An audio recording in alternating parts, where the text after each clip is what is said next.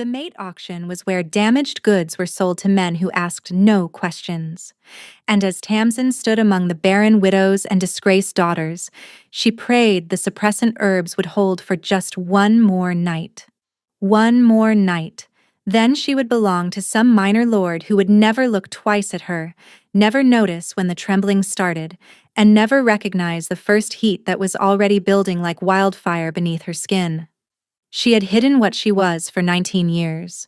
She only needed to hide it for a few more hours, but the whispers in the crowd told her something had gone wrong. "The Alpha King!" someone gasped. "Why would he come here?" Tamsin did not dare look up. She felt his presence before she saw him, a dominance so absolute it pressed against her chest like a physical weight. Footsteps approached, stopped directly in front of her. "This one," he said. The hall erupted, but Tamsin could not hear them over the roaring in her blood, over the heat clawing its way to the surface, demanding to be known. That night, when her body betrayed her completely, when she burned with a need she could not hide or control, the Alpha King leaned close and whispered words that would change everything.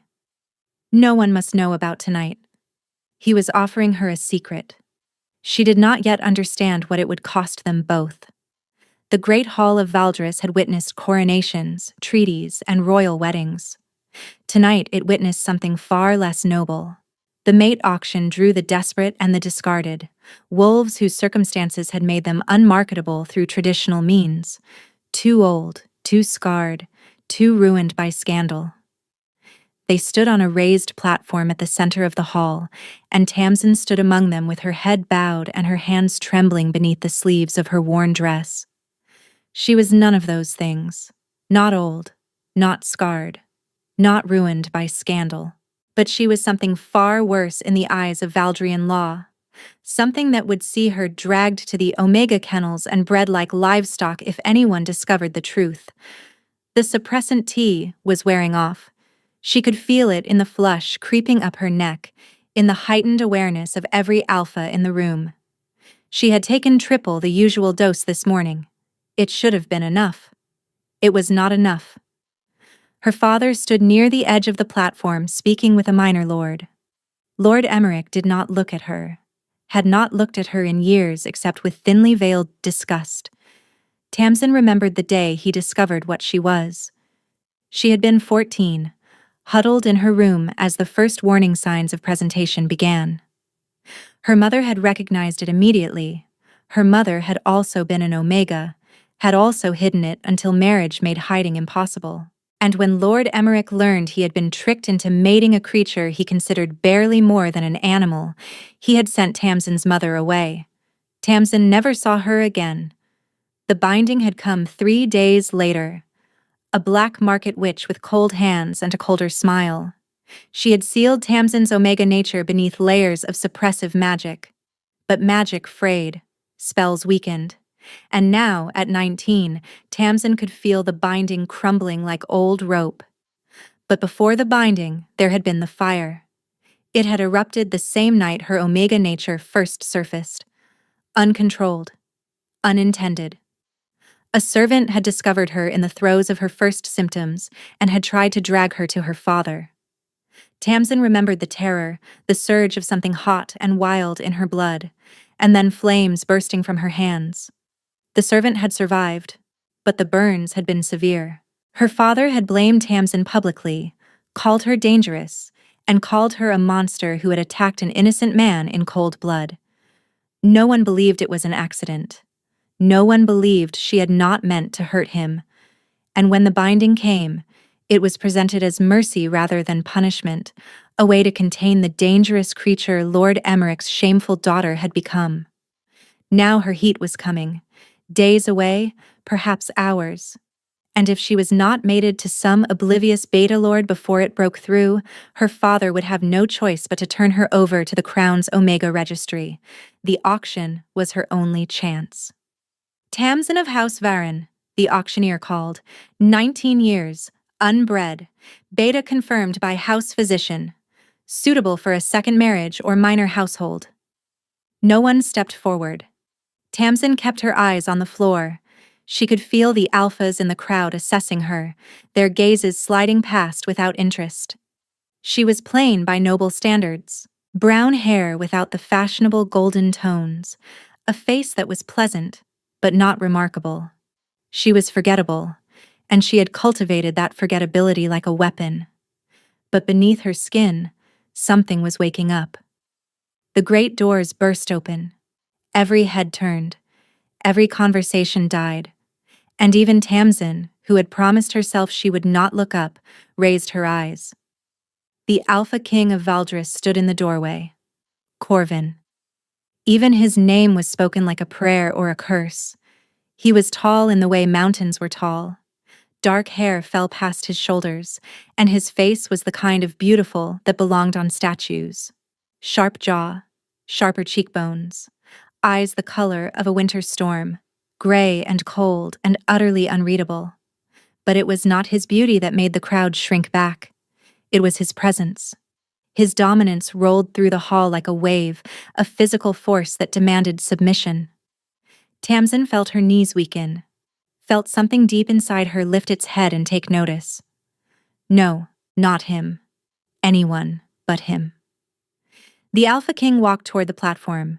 His expression revealed nothing as his gaze swept across the women. His eyes stopped on her. Tamsin's breath faltered.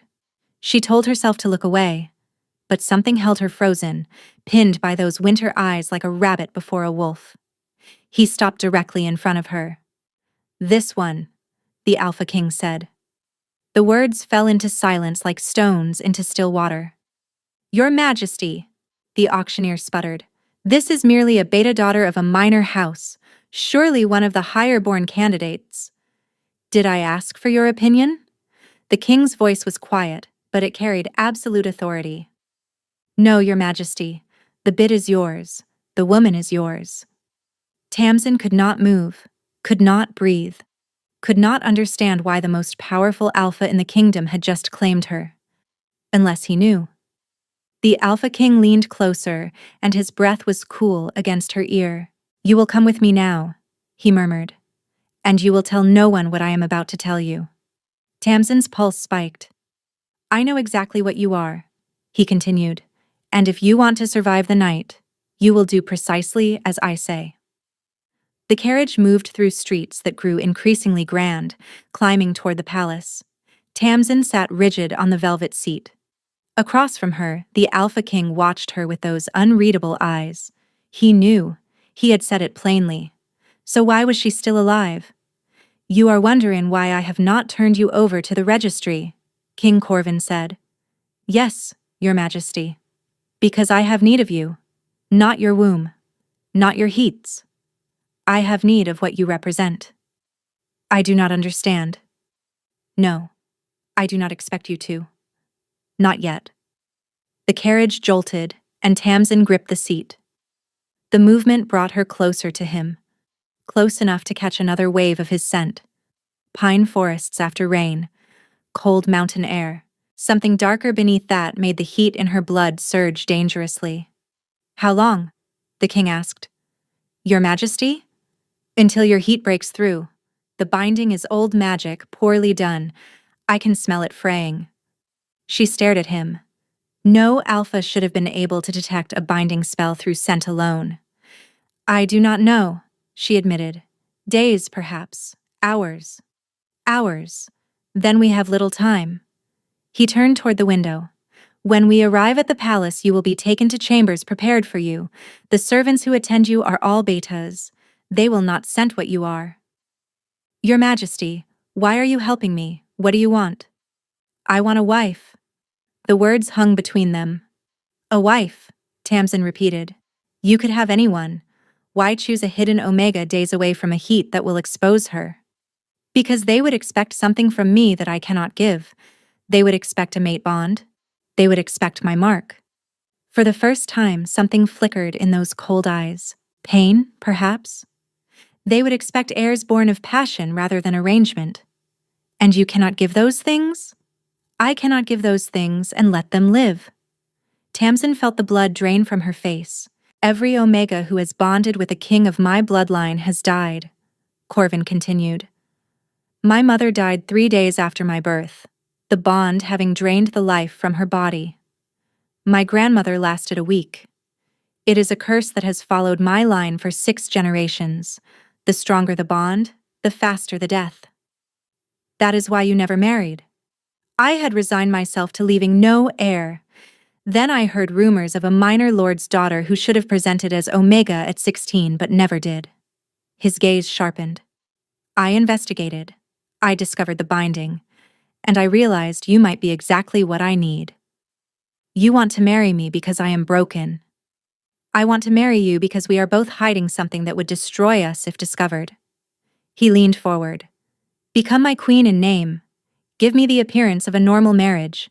In return, I will protect your secret with every resource at my disposal. You will never fear the Omega Registry. You will live in comfort and safety for the rest of your days. And if the binding fails, if my heat breaks through, then we will face that together. But no one can know. If the court discovers I have taken an Omega bride, they will demand the bond. And I will not watch another woman die because of what I am. The carriage stopped.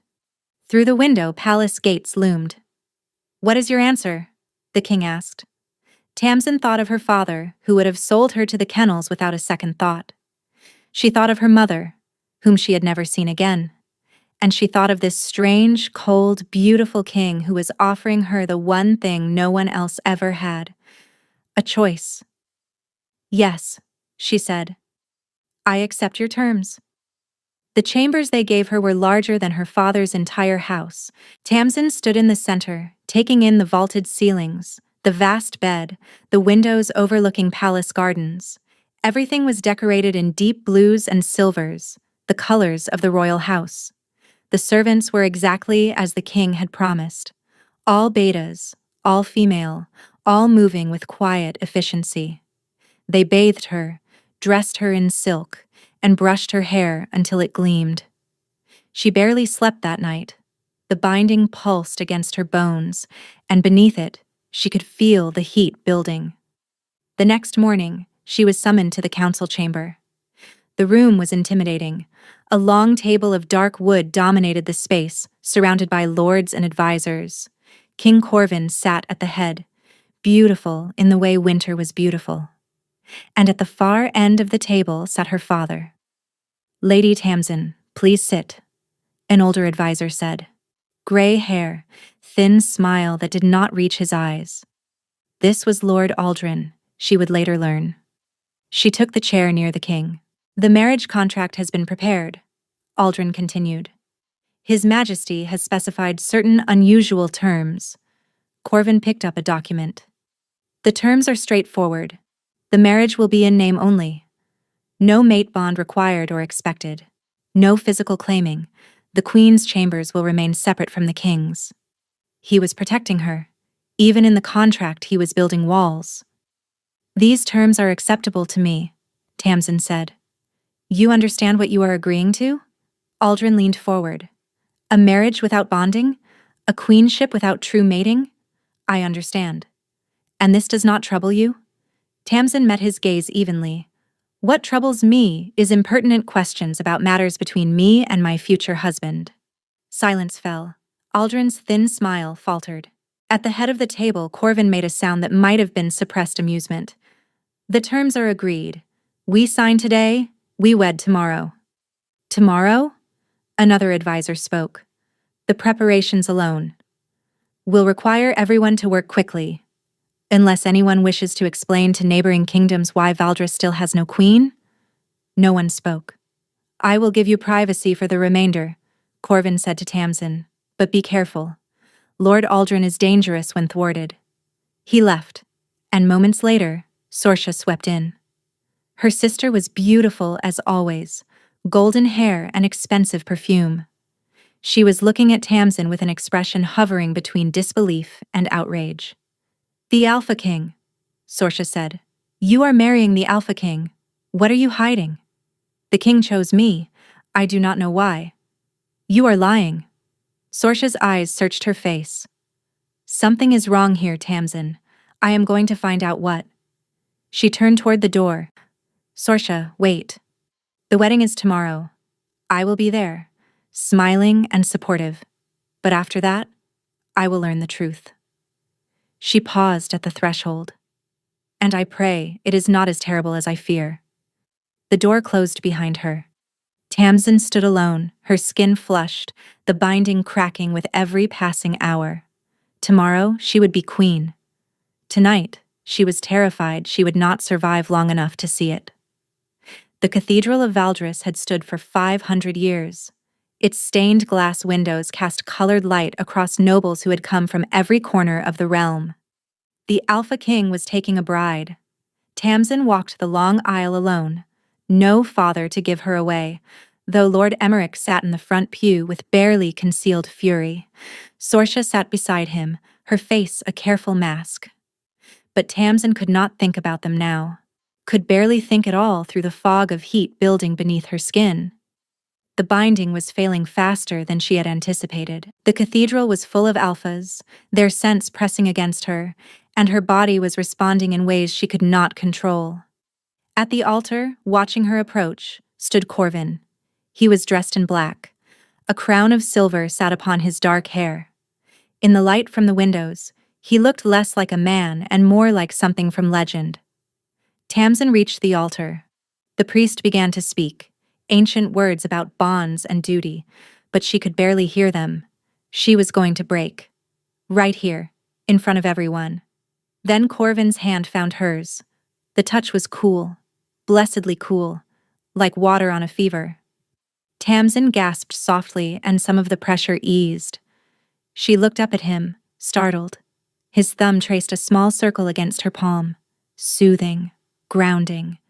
And somehow, the heat receded just enough for her to breathe. "Do you, Corvin, Alpha King of Valdres, take this woman as your mate, your queen, your bonded partner?" "I do." The priest turned to Tamsin. "And do you, Tamsin of House Varen, take this man as your mate, your king, your bonded partner?" "I do." "Then let the claiming be witnessed." Corvin released her hand and turned to face her fully. Every eye was fixed on them, waiting for the claiming bite. He leaned closer, close enough that his lips nearly brushed her ear. "Your heat is breaking through," he murmured. "When I kiss you, close your eyes and think of nothing. Let me shield you." Then he cupped her face and brought his mouth to hers. The kiss was gentle, controlled. But Tamsin felt something pass between them, something that flowed from him like cool water. The heat retreated, pushed back by whatever strange power he possessed. When he pulled away, her breathing had steadied. The crowd erupted in confused cheers. Where was the claiming bite? Where was the mark? "The Queen and I have chosen a private claiming," Corvin announced. "Our bond is our own." Whispers rippled through the cathedral. But no one dared question the Alpha King. As they walked back down the aisle, Tamsin heard the murmurs. "No bite. No mark. Something is wrong." In the carriage, she finally spoke. "What did you do?" "During the kiss." The heat pulled back. "I told you the curse kills any Omega who bonds with my bloodline. I did not tell you why." His eyes met hers. "My bloodline does not just form bonds. We consume them. Every alpha of my line carries a void that drains life force from anyone we claim. But the same power that takes can also give. I pushed some of my energy into you temporarily. You can do that?" "I can. But Tamsin, it is not a cure. Your heat will break through before morning. And if you bond with me in that state, if the heat drives you to accept my mark, you will die." The carriage stopped. The palace loomed. "Then let us go face the night together," he said. The wedding chambers had been prepared with care. Candles flickered.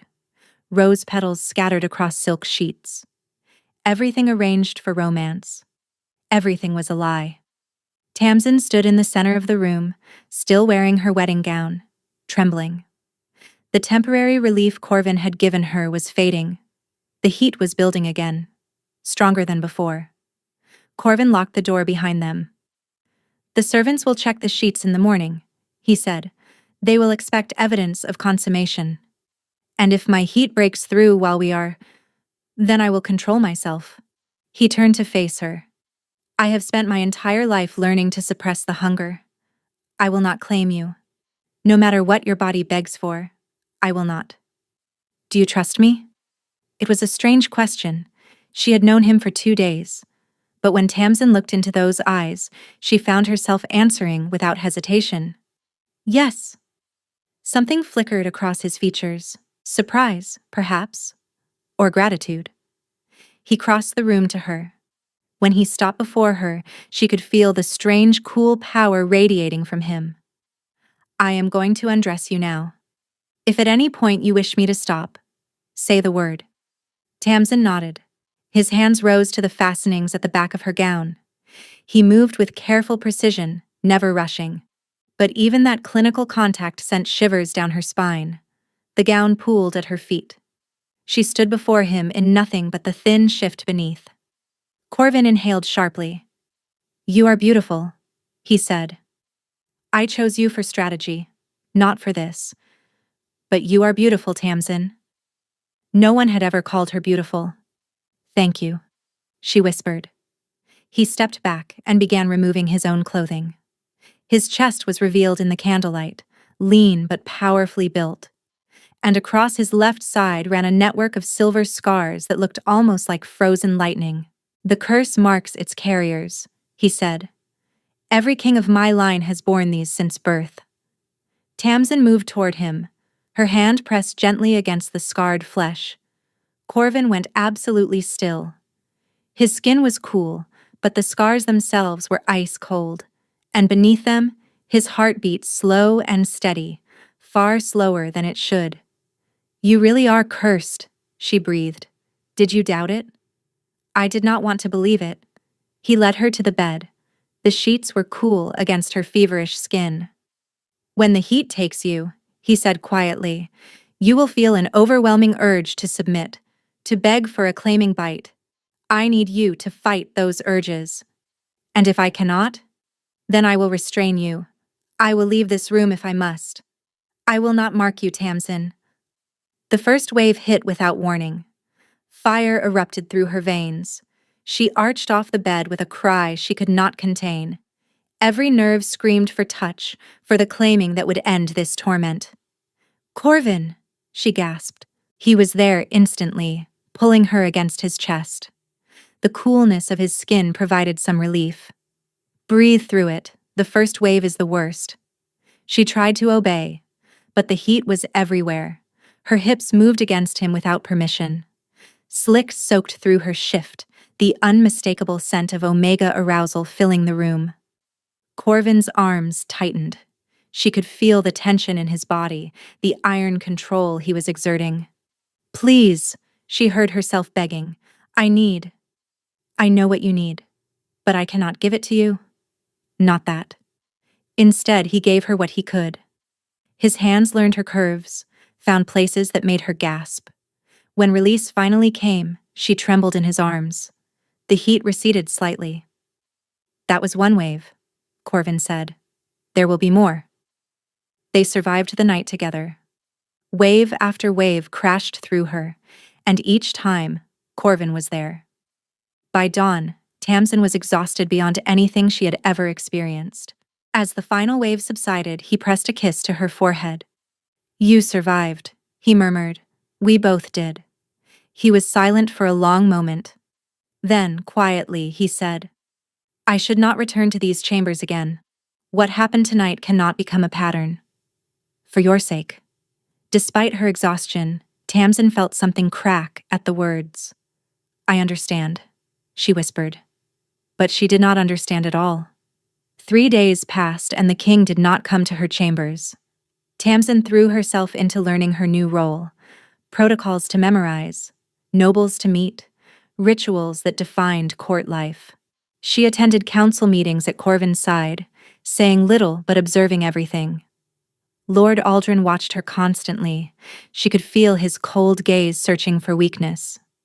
Tamsin met his scrutiny with perfect composure. But at night, alone in chambers that still carried traces of their wedding night, she lay awake thinking of him. On the 4th day, Corvin summoned her to his study. He stood by the window when she entered, silhouetted against afternoon light. Close the door, he said. She obeyed. I have been avoiding you. I suspect you know why. The wedding night. And every night since, when I have found myself standing outside your door, wanting nothing more than to open it. He turned, and the rawness in his expression made her throat tighten. This was not supposed to happen. You were supposed to be a strategic choice. And instead, I cannot stop thinking about you. The words came rough, almost angry. I have lived my entire life preparing to never care for anyone, and in 4 days, you have dismantled that completely. Her pulse quickened. Corvin, do not tell me you feel the same. Do not give me hope where there can be none, because if this becomes something more, I do not know if I can trust myself not to claim you. What if there was another way? What if the curse could be broken? It cannot. Every king of my line has tried. My father spent his entire reign searching. He found nothing. Tamsin fell silent.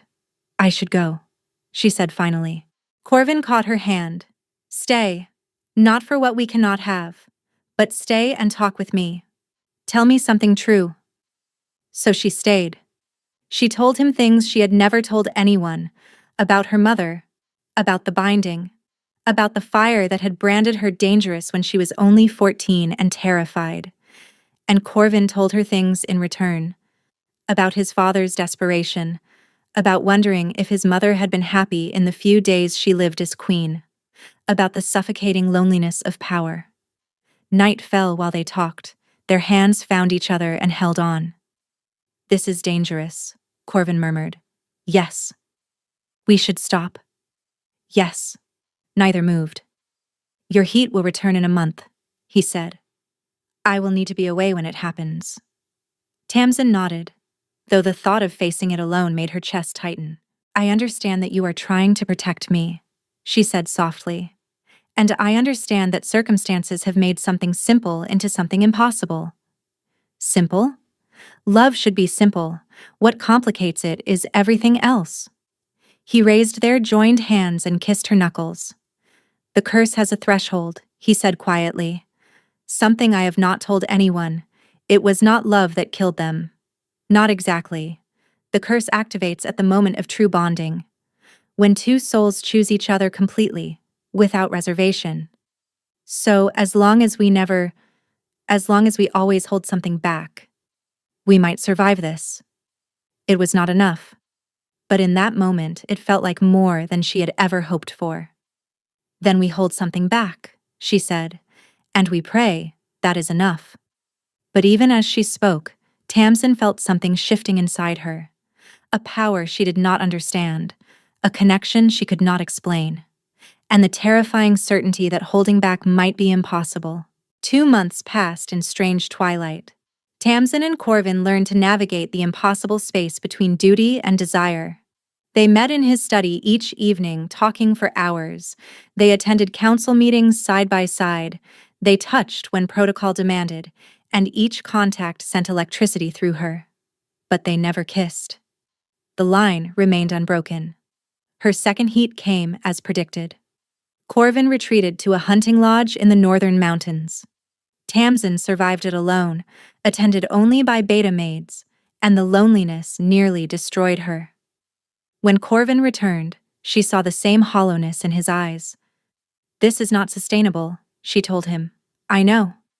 The change came 3 weeks later on an ordinary morning. Tamsin woke feeling strange. Nausea churned her stomach. Her breasts ached with unfamiliar tenderness. Dizziness sent her stumbling back against the pillows. The royal physician examined her with cool efficiency. Congratulations, Your Majesty. You are with child. The world stopped. Pregnant. But that was impossible. Corvin had never claimed her, never knotted her. But they had done other things during her first heat. Apparently, that had been enough. How far along? 8 weeks. Perhaps 9. The timing matched her wedding night exactly. She found Corvin in the training yard, sparring with his guard captain. Leave us, Tamsin commanded. The guards scattered. Corvin lowered his practice sword. What is wrong? I am pregnant. The sword clattered to the ground, His face went through shock, joy, terror, despair. No, we were careful. Apparently not careful enough. He was shaking. My mother conceived me and the bond completed. The curse took her within days of my birth. Tamsin, if you carry this child, I know. We have to stop this. A healer. A witch. No. The word came sharp. This child is mine, ours. I will not destroy it to save myself. Then you will die. His voice cracked, just like every woman foolish enough to love my bloodline. Love. The word hung between them. Is that what you think I am? Foolish. I think you are the bravest person I have ever known. Tears streamed down his face. And I think I love you so completely that it terrifies me. I love you too. I have loved you since the night you held me through my heat, and I will love you until my last breath. Corvin pulled her into his arms and kissed her with all the desperation they had denied themselves. The bond snapped into place. She felt it like a physical blow, their souls reaching for each other across heartbeats. Then Corvin screamed. He wrenched away, hands flying to his chest. The silver scars were spreading across his skin like frost. His face went white, his lips turning blue. The curse, he gasped. It is not supposed to. I am not supposed to be the one. He collapsed. Corvin. Tamsin dropped to her knees. His skin was ice cold and the silver was still spreading, up his neck, across his jaw. Help, she screamed. The king is dying? The curse was not taking her life, it was taking his. The king's chambers became a sick room. Tamsin sat beside the bed where Corvin lay, his body covered in silver scars that pulsed with faint light. His breathing was shallow, his skin cold as marble. He had not opened his eyes in 3 days. The physicians had no explanation. The curse was supposed to drain the Omega, not the Alpha. Sorsha came on the 4th day. She pushed past guards until she stood at the foot of the bed. Her face was pale, her eyes red. You love him, Sorsha said quietly. That is what you were hiding. My love is killing him. Sorsha sat beside her sister. For a long moment neither spoke. Mother used to say things when we were children. Strange things about bloodlines and debts. Sorsha hesitated. She said fire cannot be consumed by ice. The flame always finds a way to burn. Fire and ice. Tamsin thought of Corvin's cold skin, of her own heat. What if I am the fire? She whispered. The curse consumes life force, she continued, mind racing. But what if there was someone whose fire burned too hot to be frozen? Mother was Omega, hidden, like me. What if she knew something? What if there was a reason our bloodline carries this heat? Father sent her away for a reason. He knows more than he has told us. Father will not speak to you. Then I will make him speak. I am Queen of Valdris. I will burn down everything he holds dear to save my husband. She found Lord Aldrin first. The old advisor was in his chambers, surrounded by papers. Something flickered in his cold eyes when she entered. How fares the king? You have been waiting for this. Waiting for the curse to take him so you could install your granddaughter. I have no idea what you mean. I think you do. She moved closer. I think you knew what would happen if Corvin formed a true bond. The curse is ancient magic. I have no power over such things. But you have knowledge of them. She stopped before him. The curse has always taken the queen. But this time the king is dying. Why? Surprise flickered across his face, quickly hidden. You do not know, Tamsin realized. You expected me to die. She left him in stunned silence. Her father proved more difficult. Lord Emmerich refused 3 summons.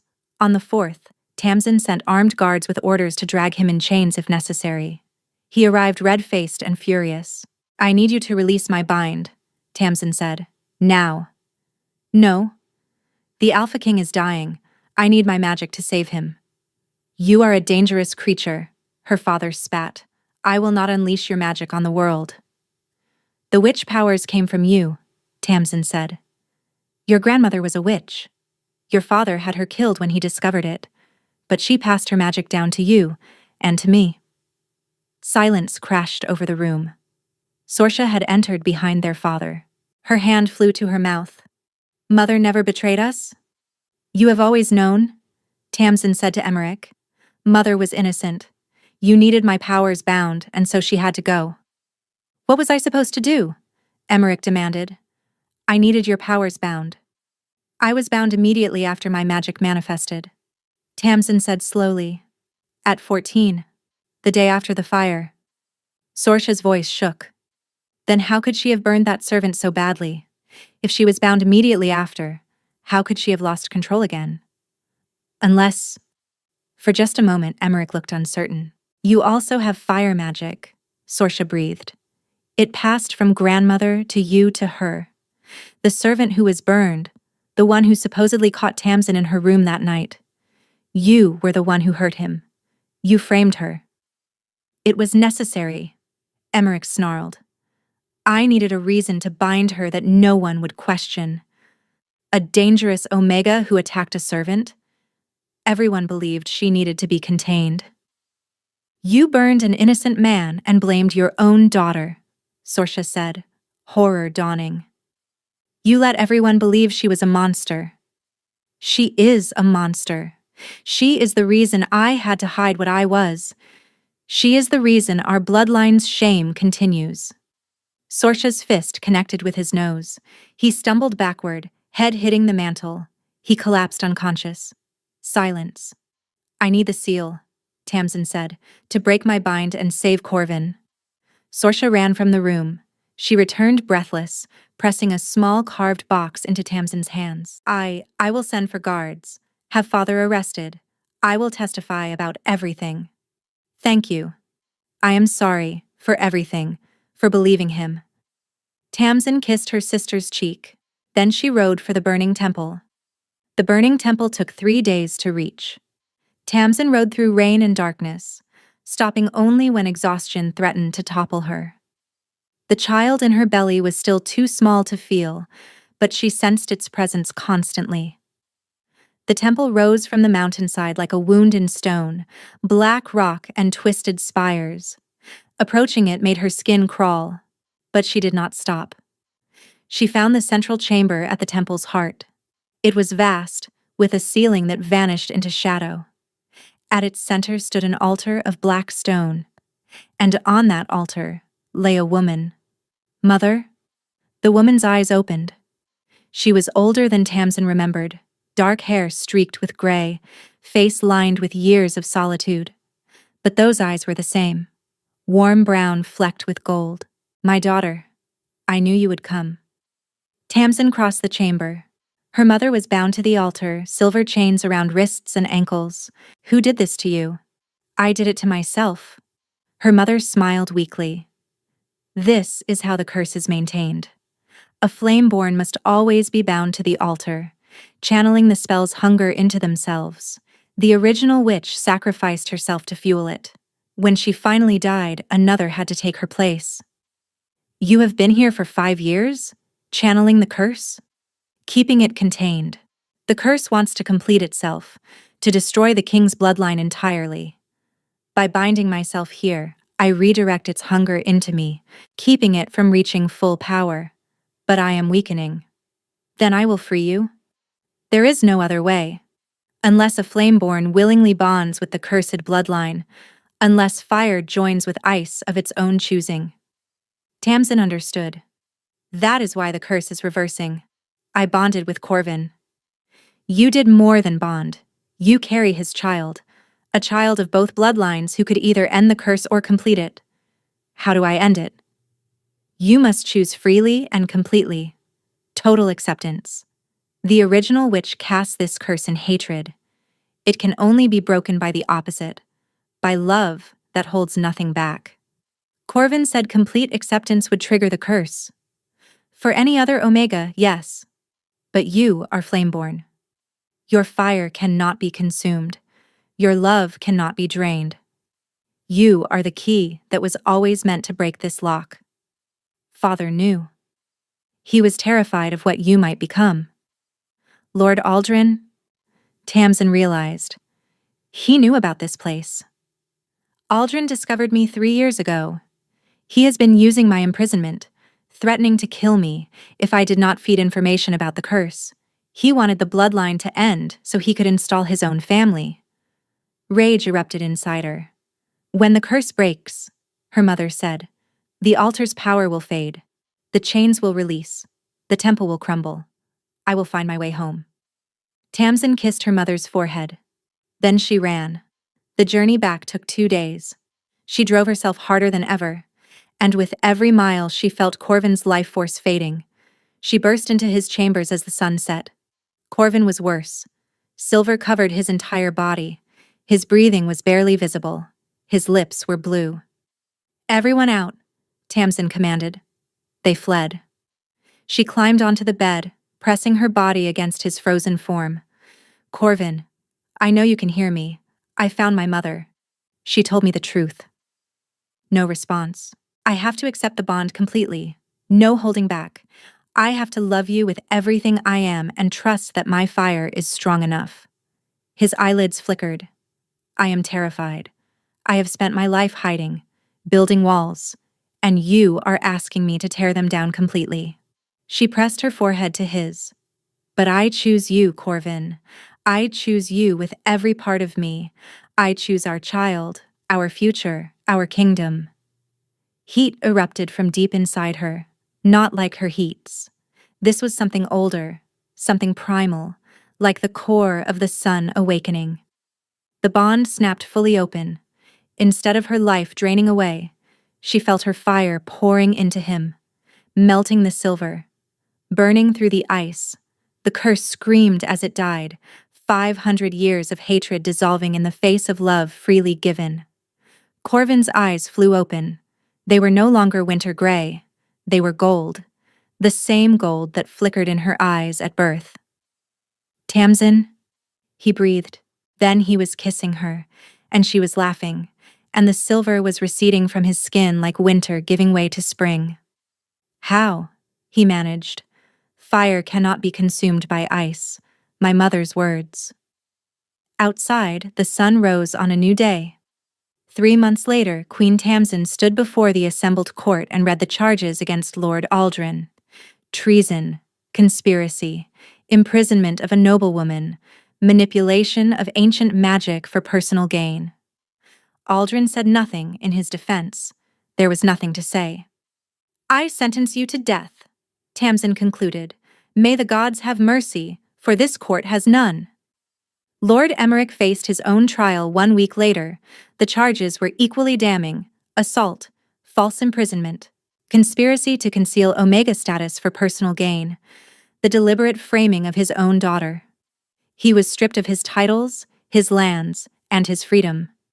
He would spend the rest of his days in a cell, surrounded by the ashes of his ambition. Later that evening, Tamsin found Corvin in the nursery. He stood by the window, watching sunset paint the sky gold and crimson. His scars had faded to faint silver lines. His eyes were still gold, a permanent reminder of their bond. The council approved the new laws, she said, moving beside him. Omega registration is abolished. Forced bonding is now a capital crime. Because of you. He pulled her close. You changed everything. We changed everything. He turned her to face him, hands cradling her swollen belly. I spent my life believing I was a monster. That I was born to consume anyone who loved me. Then you proved the monster was the curse, not me. You were never a monster. You were a man bearing an impossible burden. And now it is gone. Because you burned it away. The baby arrived 4 months later. A girl with her father's dark hair and her mother's golden eyes. They named her Ember, and when she cried, tiny sparks danced at her fingertips. Tamsin's mother wept, holding her granddaughter for the first time.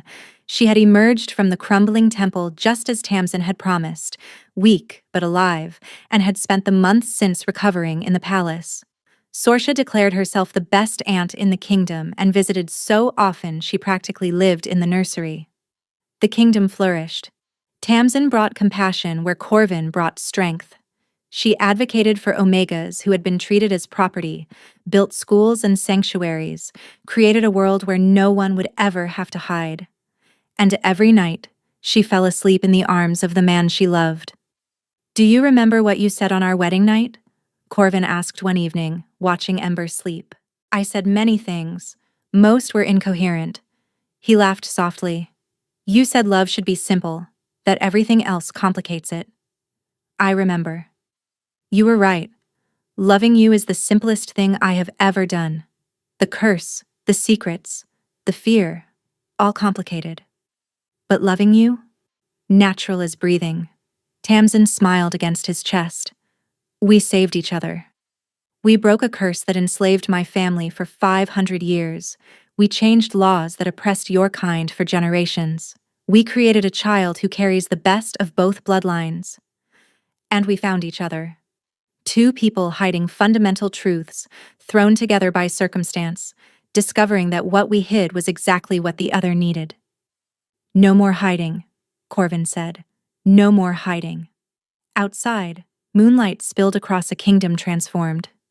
Somewhere in the city, young Omegas slept without fear. In the eastern mountains, the ruins of the burning temple lay silent, its power spent at last. And in the tapestry of time, a 500-year-old curse finally found its end, not in hatred, in love freely given and wholly received. Thank you for listening to this story. If you enjoyed it, please like, subscribe, and share with others who might enjoy it too. Your support means everything. Until next time, may you find the courage to love without holding back, and may your fire always burn bright.